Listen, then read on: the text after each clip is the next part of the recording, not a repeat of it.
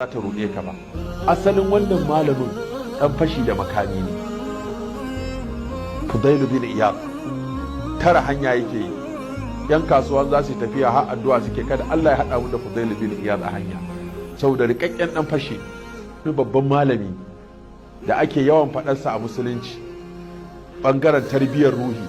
In ma ba waɗanda suka shiga ɓangaren ba za su dinga yawan jin sunansa ba. Fudailu bin Iyad babban malami ne, amma na likitan gyaran zuciya, irin su munafunci, gulma, hassada, keta, mugunta, sharri, munafunci akan irin su yake magana. Shi ba akan maganar sallah ko azumi, sa ba ka jin sa a cikin daban fiqh ko hadisi, amma wajen gyaran zuciya ana aka fi jin sa, bayani akan mecece duniya yadda ba za ta ruɗe ka ba.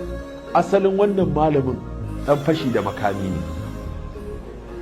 Fudailu bin Iyad. Tara hanya yake yi, yan kasuwa za su tafiya har addu'a suke kada Allah ya haɗa mu da Fudailu bin Iyad a hanya, saboda rikakken dan fashi. Haka yayi ta yi shekara da shekaru. Da Allah ya kawo shiryarsa, akwai wata mata kyakkyawa da yake so, sai suka yi alkawari zai je gurinta. To amma ita baiwa ce kuma tana da mai gidanta da yake kula da ita, so da haka sai ya ce mata zai zo gidanta, amma zai zo da daddare kuma haurowa zai, irin dai kwartanci da ake da wajen an ce an kama kwarto, ga kwarto an koro yadda ake koro barawo, mutum ya shirya ya tafi gidan wani. to saboda haka ya zo sai ya hau katangar, kafin ya dira sai ya kasa kunne ko zai ji muryar wani, irin dai ka ji an yi tsit din nan, kawai sai ya je wani yana zabga tilawa, wani makwacin gidan yana zabga tilawa da daddare. Kuma sai aka yi sa'a daidai ayar da yake karanta, alam ya ani lil ladzina amanu an takhsha qulubuhum li zikrillahi wa ma nazala min al-haqq wa la yakunu kal ladzina utul kitaba fa qala alaihim al-amadu fa qasar qulubuhum wa kathirun minhum fasiqun. Kawai sai wannan ayar ji kamar da shi ake, wai lokaci bai ba ga masu imani zukatansu su yi saushi su koma ga Allah. Sai kawai jikinsa ya mutu, sai ce lalle wannan ayar da ni ake. Kawai sai maimakon ya dira ciki sai ya duro waje, ya tafi yana ta maimaita wannan ayar, yana ta maimaita wannan ayar, yana ta maimaita wannan ayar, har ya dawo gida. Ya zauna ya tagumi, ya dinga tunano mutanen, kasan an Allah ya faɗakar da kai ka gane kuran ka kai nadama, sai kuma kai ta tuno me yasa kai kaza, me yasa kai kaza, me yasa kai kaza, me yasa kai, ya ta tunano mutanen da ya cuta, ya ta tunano su, ya ta kuka. Kawai sai ya ɗaura kayansa, sai kama hanya zai tafi Maka, ya je aikin haji, ya ƙara jaddada tubansa, sannan ya dawo shiga cikin mutanen kirki. To ya taho a hanya, akwai wani irin hotel da ake akan hanya wanda masaukin baki ne, sai ya sauka a nan.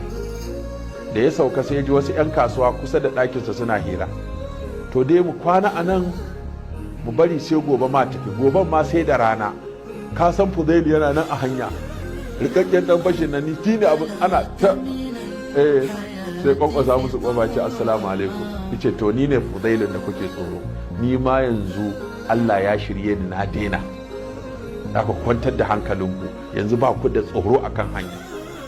Inda kuka gani ma barin kasar zan in tafi aikin haji, in je in haɗu da manyan malamai don in gyara halaye.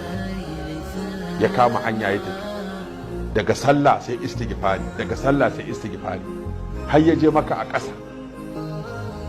Ya je ya dawafi, ya sa'ayi yana ta kuka, yana dawafi yana kuka, yana sa'ayi yana kuka. Aka zo filin Arfa, yana kuka, yana gaya wa Allah cewa Allah nayi kaza ka yafe mu.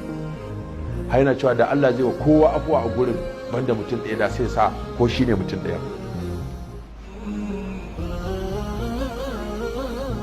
To daga nan shikenan sai hadda Qur'ani, sai kaza nan da nan malam sai gashi wanda da aka san shi da mummunan abu yanzu kuma ya dawo kikkiawan abu, har wannan abin ya goge wancan. In babu wanda suka san tarihinsa ba musamman da wancan na farkon. sai sana'a ya ce duk wanda ya san na taɓa masa kaza ya zo biya shi, wanda duk ya san na masa kaza ko na taɓa firgita shi ko na taɓa karɓar dukiya ko na taɓa masa ba daidai ba ya zo in biya shi.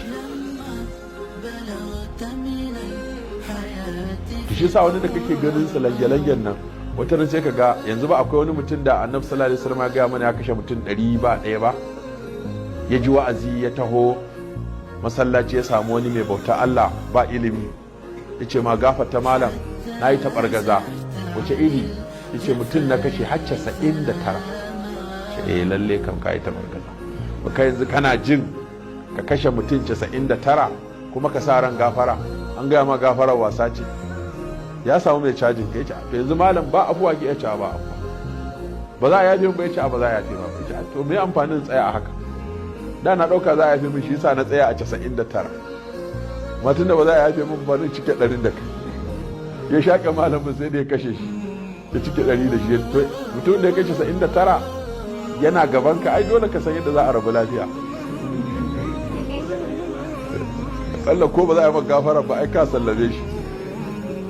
To ya ji labarin wani malami ya je ce malamin kaji ni dan ta'adda ne, na kashe mutane 99 na ma cike 100, kuma ni wallahi har zuciyata tana sa ran ko in je in tuba. Cewa ba ai tuba na Allah ne, tuba ai ba hannun mutum yake ba, tuba tsakaninka ne da Allah, waɗanda ka kashe duka bayan Allah ne, ba wani matsala, kawai ka koma ga Allah. Matsalar garin da kake zaune duk 'yan ta'adda ne, yankin 'yan ta'adda ne, tunda ka tuba fita daga cikinsu, kai hijira ka koma inda ba a ta'addanci, ba a zubar da jini, ba a kashe-kashe, ka je ka shiga cikin mutanen kirki ka gyara halayenka. Kuma ya ji shawarar, aka ce wannan malamin basira gare shi da ilimi, ya yi abu 3 cikin hikima. Na farko ya kubutar da kansa shi a kankan, don mutumin da ya zo gabanka ya ce maka ya kashe mutum 100, aka ga dole ka sai da za ka yi tukunna kai ya hada da kai, inda ba imani gare shi ba.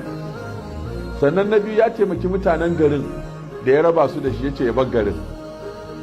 Sannan na uku ya gwada niyyarsa ya ga ko mai kyau ce, domin aka ce ka bar inda ka saba ka koma inda baka saba ba a san ka ba, kawai don ka je ka koyi addini, to za ka gane in mutum da ikhlasi ya yi abin ko ba don Allah ya ba. Sai ya fita kuma ya kama hanya, cikin ikon Allah ya ci rabi sai ya faɗi ya mutu. Ya faɗi ya mutu a hanya. Sai mala'ikun azaba suka zo suna son su kai shi wuta, tun da rekod ɗinsa duk ba mai kyau. Mala'ikun rahama kuma suna duba ƙarshe yayi mai kyau, saboda ya yi niyya mai kyau, ya baro garin, ya tuba, ya zo yana nufin ya kai, da ba dan Allah ya ɗauki ransa ba da ya shiga garin ya haɗu da malamai sun koya masa karatu ya daina. Saboda haka mutuwar ba daga gare shi ba ne, ajali ne, amma niyyarsa mai kyau ce, tunda ya karɓi shawarar malamin ya bar garin. Sai Allah ya turo mala'ika ya auna inda za shi da inda ya fito, aka auna inda za shi da inda ya fito, aka tare ya mutu a tsakiya. Da Allah yana son ya masa rahama, da aka sake aunawa sai aka ga ya shigo da taki ɗaya cikin inda mutanen arzikin suke. Sai Allah ya ce ai masa rahama, a tsare shi daga shiga wuta, saboda wannan taki da aka samu ya shiga ɓangaren da su ne za su koya masa addini, bai kai gare su ba, amma kuma ya kusa ya ɗan shiga cikinsu, sai aka raba shi da waɗannan garin da ya saba mugunta ɗin.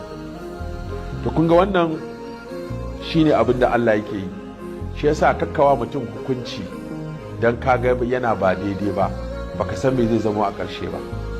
Wani zai fara da kuskure ya ƙare da daidai, wani ya ƙare da daidai ya kuma ya fara da kuskure.